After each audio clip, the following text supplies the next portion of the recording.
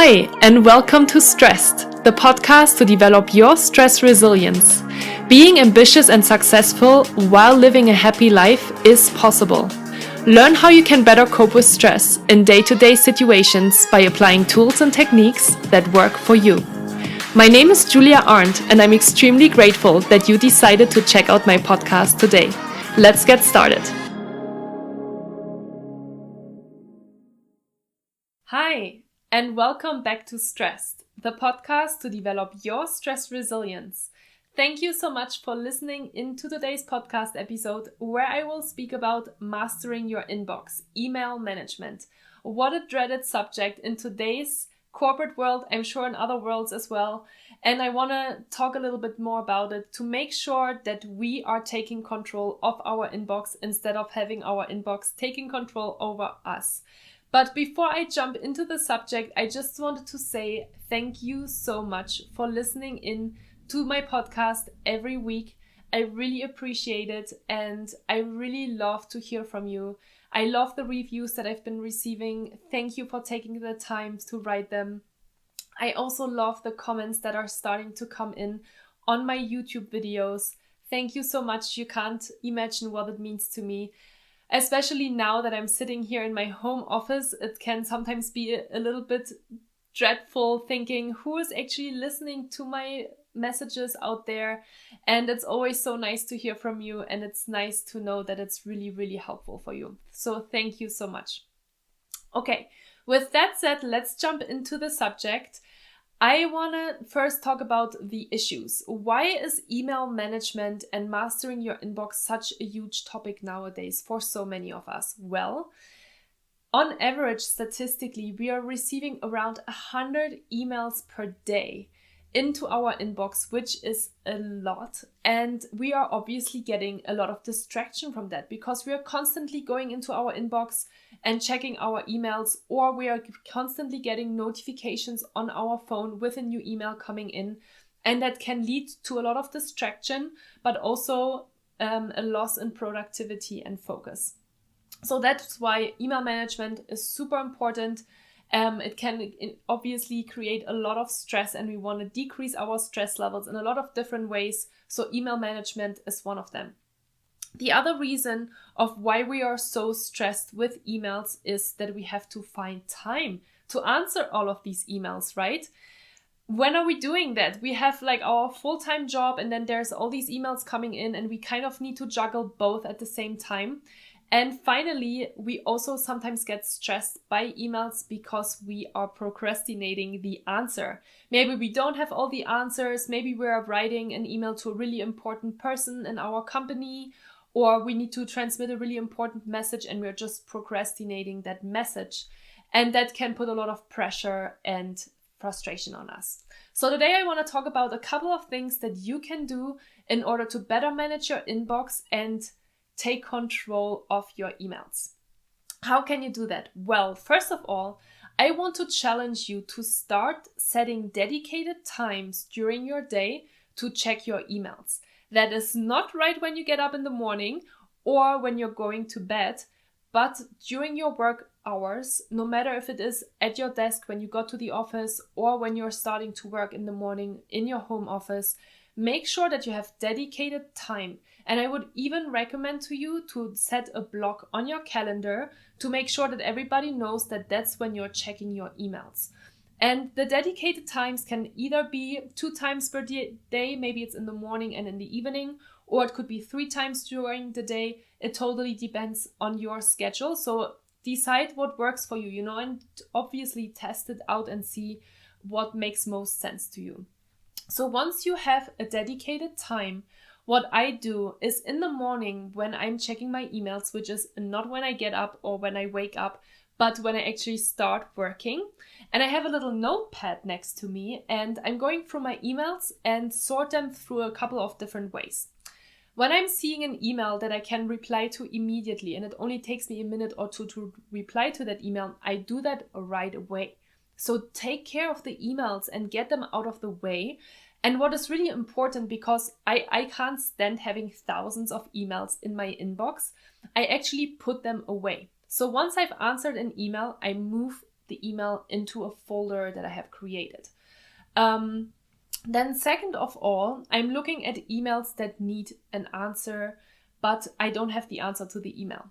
In that case, I have my little notepad and I'm actually writing a to-do for myself that I need to get back to that person and that I need to take care of X, Y, Z in order to have the answer for them.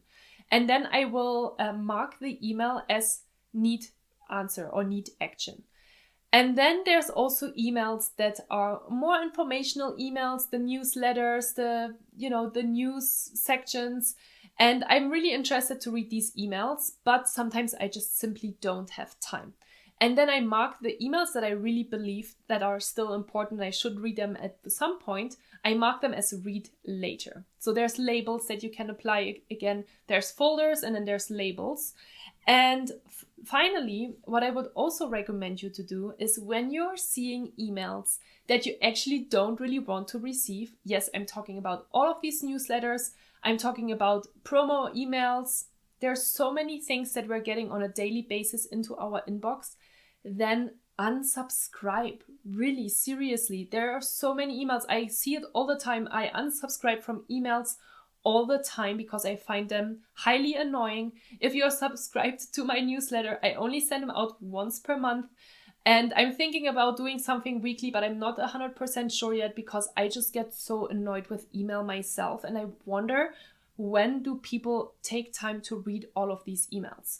So really make sure that you're unsubscribing from the emails that are not important to you, or if there's like an email thread or a group that you kind of need to be informed about or you kind of need to be able to search for later, then create a filter and get it out of your inbox into a folder. If you are interested in how to do that, I'm more than happy to share a couple of help center articles with you with Gmail. I obviously use Gmail. I've been a Googler for many, many years. And we've used Gmail, so I know how that email system works. I'm sure Yahoo or any other email that you're using works very similarly with regards to setting up folders, setting up labels, but I can just highly recommend it. Get the emails out of your inbox and know what you have to take care of. And then once you've done, or once the time is up, the 45 minutes or how much ever time you scheduled, then close the tab. Really. I challenge you to close the tab and try it out and really not get distracted every time a new email is coming into your inbox. And if you have notifications on your phone and you constantly get a ping when there's a new email coming in, then please also switch off the notifications on your phone. Nobody is gonna die because you are not like checking your email right away in the instant second. Just think about it. It's really important to keep your sanity and to keep your stress levels at a healthy level. So make sure that you're really dedicating time, closing the tab when you don't need it, set up scheduled time on your calendar to make sure that people know when you're checking your emails, and don't do it when you wake up in the morning or just right before going to bed. Those are the first couple of things that I wanted to share with you. Now, let's talk a little bit more about emails in itself. Like, how do you write an email? Who do you put in CC? Who do you put as collaborators? Really important decisions to make as well. Because first of all, when we're talking about email collaborators, you just really want to make sure that you're only putting the people in that are really needing to know that information. I mean, think about it. We already receive 100 emails on average per day. I'm sure for some people, for managers, for directors, they receive even more email and they need to stay on top of their inbox.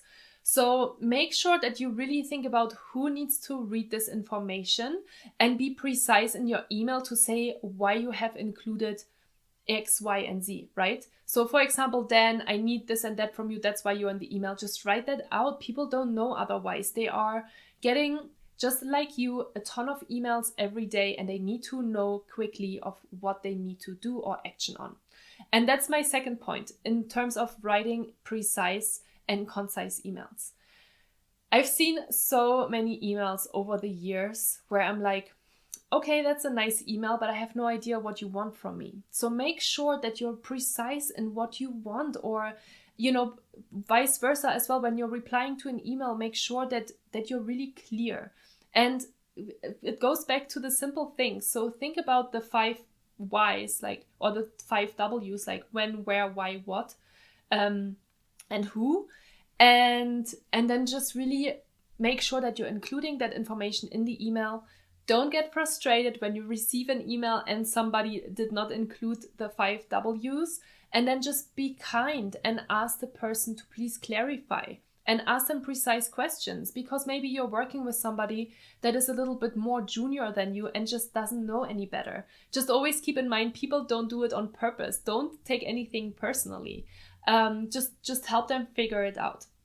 So really important to make sure that you know who you put in CC and that you're writing really precise and concise emails. That's basically what I wanted to share with you today. I'm just reading here through my notes to see if I have anything else that I wanted to mention. Yeah, I will share with you the Help Center articles in the show notes, so you have them both for how to create a folder, how to create a label, and maybe how to create a filter might be helpful as well. Again, I can only do it for Gmail because that's what I'm using. That's what I can help you with. If you have any questions, please let me know.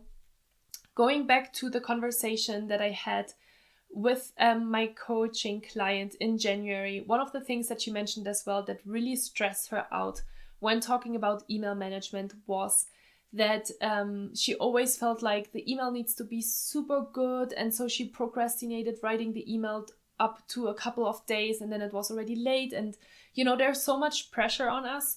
People just need to get information, so always keep that in mind. Like, people receive so many emails. If you want them to read your email, make sure it is concise, precise, and if you need an action item or something, a takeaway, whatever it is, make sure that you highlight it and make sure that people know what you want from them. With that said, I hope this has been helpful. I wish you good luck with your email management. I hope that I planted a couple of new seeds. I hope that you really take on that challenge of dedicating time to check your email and closing your tab and switching off email notifications from your phone. It's so important, again, to keep your sanity, to increase your focus and increase your productivity, because when we are constantly distracted during the day, we're not getting anything done.